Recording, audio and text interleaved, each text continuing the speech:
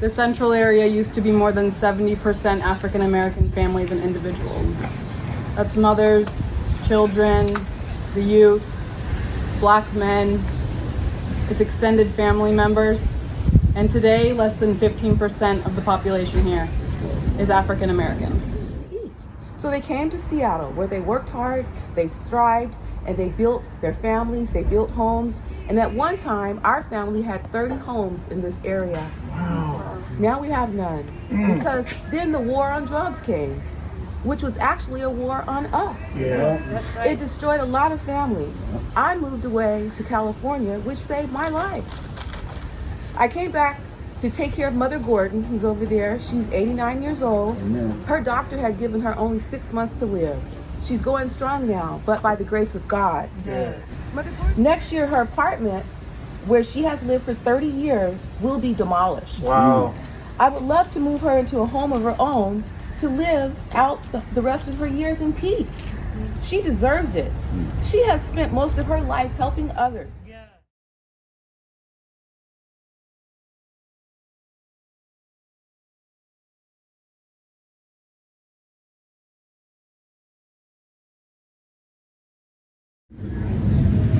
New Hope Family Housing will utilize the City of Seattle Community Preference policy to prioritize housing for central area residents who have been displaced from our community and residents that currently live here and are at risk of displacement.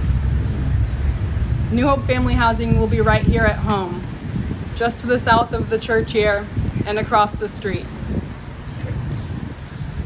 New Hope Family Housing will bring the residents home and they will keep them here.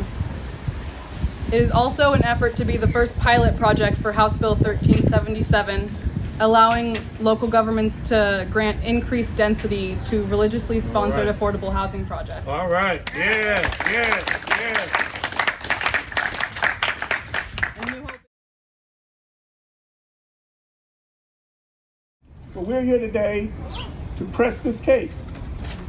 We're here today to press these demands because we believe that police brutality against our people stems from the fact that they're being forced to maintain a policy in the city, a racist policy, of exclusionary policy that keeps us from housing, keeps us from business loans, and that keeps us from wealth, and that keeps us from prosperity.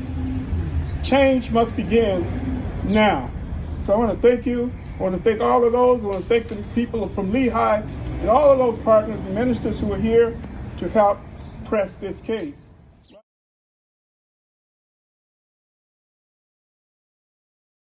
Yeah. It was Martin Luther King. It was Martin Luther King who once said, life's most important and urgent question, what are you doing for others? We're simply asking if we really believe in not the rhetoric, not the slogan, but the fact that Black Lives Matter, then do what's right for what's right. Thank you.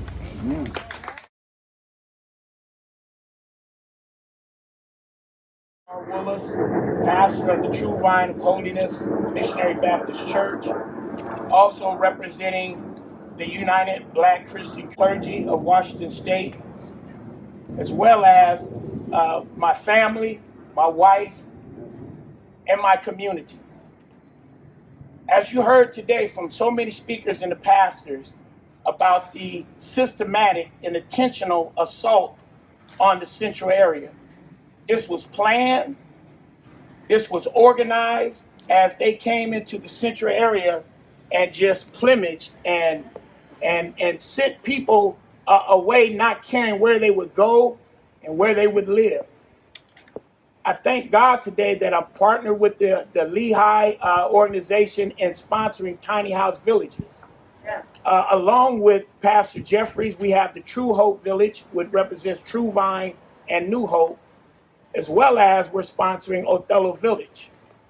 I want to make a suggestion on how Black businesses were ran out of the central area. And now they have ruined families. They had damaged the lifeline of children. And so we want to bring back Black-owned businesses into the central area. Not only that, as we're doing the building on new housing and apartments, we want to use Black-owned contractors to do the building on these residents that are coming into the Central area. Not only that, we want to use Black workers to train them, to give them the education, because once you get a trade, you won't lose it. You can be self-employed. You can work for yourself, earn a good income. And so we want to challenge, I want to challenge those that have the opportunity, the money, the power to pull together with us, because this is a Black issue. And it is Black Lives Matter. And so as we have this press conference and many more rallies and marches around this city and around this country, we want to focus that it is around empowering Black lives. It's about empowering Black people. And as we come together, unified in a coalition of those allies that want to partner with us and making America great, let's let Black lives matter. Let's let it matter. So I thank God above today for this, not just moment, but this movement. Because this is going to continue until liberty is won. Until Black lives really matter in the hearts of this nation.